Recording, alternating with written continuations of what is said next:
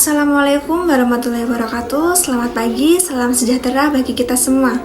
Yang saya hormati para hadirin sekalian, marilah kita panjatkan puji dan syukur kehadirat Tuhan Yang Maha Esa yang telah melimpahkan rahmat dan karunia-Nya kepada kita semua sehingga kita dapat berkumpul di sini tanpa ada suatu halangan apapun. Mungkin ada beberapa di antara kalian sudah mengenal, namun bagi kalian yang belum mengenal, maka izinkanlah saya untuk memperkenalkan diri. Baik, nama saya adalah Lu Mufidah. Saya adalah mahasiswa aktif dari Universitas Dharma Magelang, Fakultas Keguruan dan Ilmu Pendidikan, Prodi Pendidikan Bahasa dan Sastra Indonesia. Pada kesempatan kali ini, saya akan sedikit mengulas pentingnya mempertahankan bahasa Indonesia di tengah era milenial seperti sekarang ini. Bahasa dikatakan sebagai media komunikasi. Tanpa bahasa, manusia tidak mampu berinteraksi antara yang satu dengan yang lain. Dengan bahasa pula lah manusia dapat mengembangkan budayanya. Di samping bahasa sebagai alat komunikasi, banyak pendapat lain yang mendefinisikan bahwa bahasa dalam konteks yang berbeda-beda. Bahkan akhir-akhir ini banyak didefinisikan secara luas sehingga muncullah bahasa isyarat atau bahasa badaniah. Jika kita konsisten pada makna bahasa itu sendiri, maka bahasa didefinisikan hanya sebagai ujaran lisan yang mengandung makna yang diucapkan oleh manusia. Dalam pengertian sederhana ini, bahasa bukanlah gerak atau isyarat, melainkan bunyi. Bahasa Indonesia memiliki dua kedudukan, yaitu sebagai bahasa nasional yang pertama dan yang kedua sebagai bahasa negara sesuai dengan Undang-Undang Dasar Negara Indonesia tahun 1945. Bahasa Indonesia juga mempunyai 4 fungsi sebagai berikut. Yang pertama sebagai lambang kebangsaan negara, yang kedua lambang identitas negara, yang ketiga alat penghubung antar warga, antar daerah, dan antar budaya, dan yang keempat alat yang menyatukan berbagai suku bangsa dan latar belakang sosial budaya yang berbeda. Ada 4 macam keterampilan berbahasa yang harus dikuasai. Yang pertama, keterampilan menyimak. Yang kedua, keterampilan berbicara. Yang ketiga, keterampilan membaca. Dan yang terakhir, keterampilan menulis. Kegiatan menulis dipengaruhi oleh keterampilan produktif, yaitu aspek keterampilan reseptif maupun keterampilan berbicara yang terdiri dari aspek membaca dan menyimak, serta pemahaman kosakata, diksi, keefektifan kalimat, dan penggunaan ejaan. Keterampilan menulis merupakan kemampuan yang paling sulit dan paling akhir dikuasai. Hal tersebut sesuai dengan pernyataan Javed, Juan, dan Nazli bahwa kemampuan menulis lebih sulit dibandingkan dengan kemampuan berbahasa lainnya.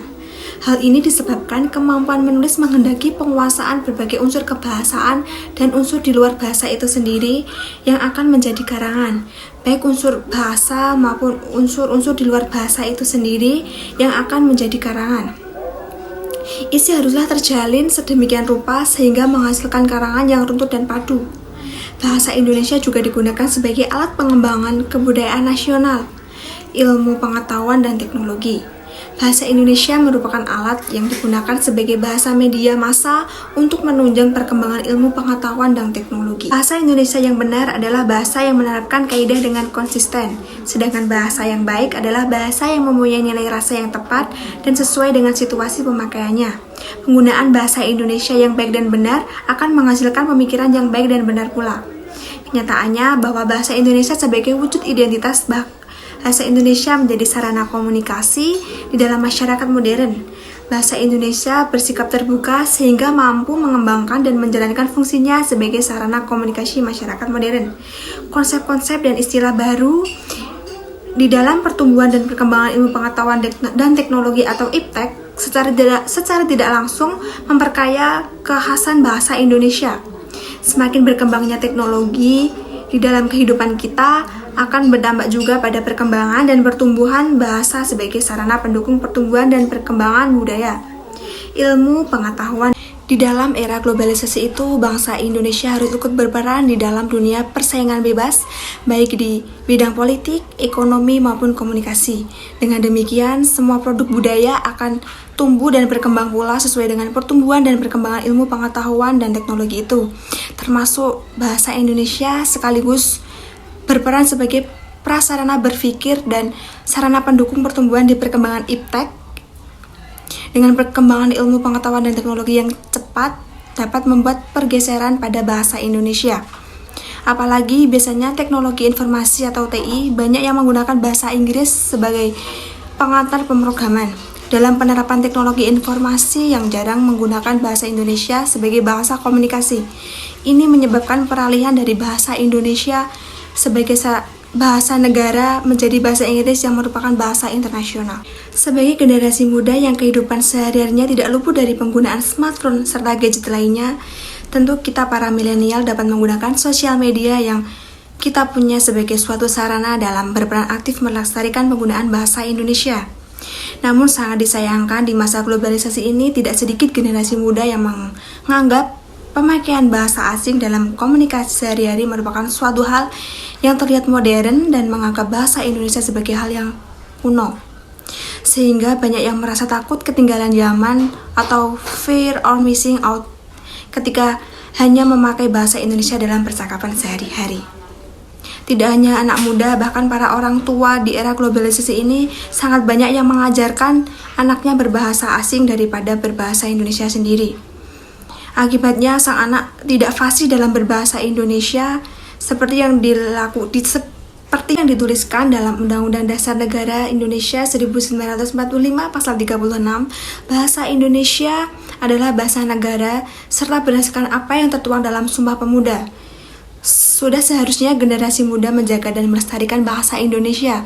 Untuk melestarikan bahasa Indonesia, banyak upaya yang dapat kita lakukan.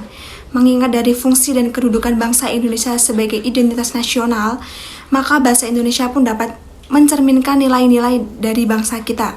Generasi muda mempunyai tanggung jawab dalam melestarikan bahasa Indonesia seperti yang tertera dalam Sumpah Pemuda. Berikut beberapa upaya yang dapat dilakukan para generasi muda dalam melindungi, mempertahankan, serta memelihara bahasa Indonesia. Yang pertama, menggunakan bahasa Indonesia setiap hari adalah cara paling sederhana yang dapat kita laksanakan. Karena jika bahasa Indonesia digunakan sehari-hari itu akan mengembangkan dan membuat bahasa Indonesia semakin dikenal dan mengurangi penggunaan bahasa-bahasa asing, terlebih bahasa Inggris. Mengurangi pemakaian kata-kata asing atau bahasa-bahasa gaul yang memiliki konteks negatif maupun tidak juga merupakan hal yang paling dasar yang harus kita lakukan sebagai generasi-generasi selanjutnya dapat menggunakan bahasa Indonesia sebagai bahasa sehari-hari. Kita pun perlu menggunakan bahasa Indonesia dengan baik karena tidak sedikit para generasi muda memakai bahasa Indonesia yang dicampur adukan bersama bahasa asing dan disebut sebagai bahasa gaul. Penggunaan kata-kata yang baik dan benar bukan hanya saat kita berbicara saja, namun seperti penggunaan sosial media di internet juga kita harus dapat memilih mana bahasa atau kata yang baik digunakan dan mana yang tidak baik digunakan.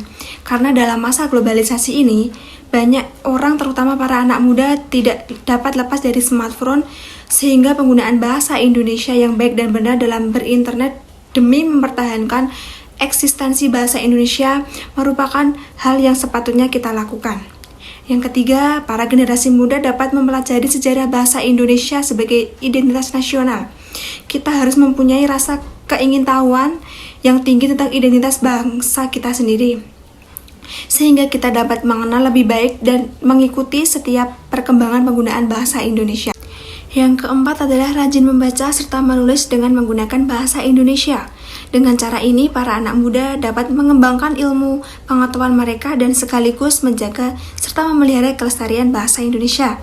Dan yang kelima, tidak hanya menggunakan bahasa Indonesia yang baik dan benar, kita juga harus meningkatkan rasa bangga ketika kita menggunakan bahasa Indonesia, karena itu merupakan cerminan dari jiwa nasionalisme kita dan merupakan suatu hal kecil yang dapat kita lakukan dimulai dari diri kita sendiri. Demikian pidato yang dapat saya sampaikan. Apabila ada yang tidak berkesan di hati Anda, baik dari isi maupun tata cara saya dalam menyampaikan pidato, saya mohon maaf yang sebesar-besarnya. Putih-putih bunga melati, harum wangi di pagi hari. Pidato saya cukupi di sini. Jika rindu harap dihubungi. Wassalamualaikum warahmatullahi wabarakatuh.